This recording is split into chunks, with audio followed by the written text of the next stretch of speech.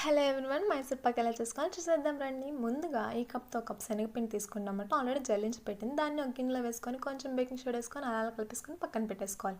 ఇప్పుడు ఇంకో గిన్నె తీసుకొని కొంచెం ఆయిల్ వేసుకొని అలా అప్లై చేసుకొని పక్కన పెట్టుకోవాలి. ఇప్పుడు ఏ కప్తో శనగపిండి తీసుకొని అదే కప్తో ఆయిల్ ఆల్టర్నేటివ్గా గీ ఆయిల్ కానీ వేసుకొని కడాయిలో అది హీట్ చేసుకుంటూ ఉండాలి.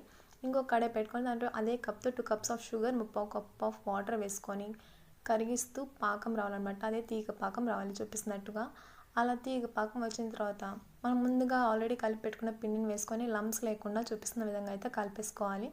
అలా కలుపుకున్న తర్వాత పక్కన హీట్ అవుతూ ఉంటుంది కదా, దాన్ని కొంచెం కొంచెంగా వేసుకుంటూ ఇలా అబ్జర్వ్ చేసుకోవాలి. ఇదే లాస్ట్ స్టేజ్. ఇలా ఆయిల్ అంతా అబ్జర్వ్ చేసేసుకున్న తర్వాత ఆఫ్ చేసేసి ముందుగా ఆయిల్ అప్లై చేసుకున్న గిన్నెలో తీసేసుకొని అలా స్ప్రెడ్ చేసేసుకొని కొంచెం చల్లిన తర్వాత పీసెస్లా కట్ చేసేసుకొని పూర్తిగా చల్లిన తర్వాత ప్లేట్ పెట్టి ఉల్టా చేసేసి జస్ట్ అలా టచ్ చేస్తే చాలా పీసెస్ లాగా వచ్చేస్తుంది. మెల్ట్ అయిపోయి Mysore Pak ready. Thanks for watching.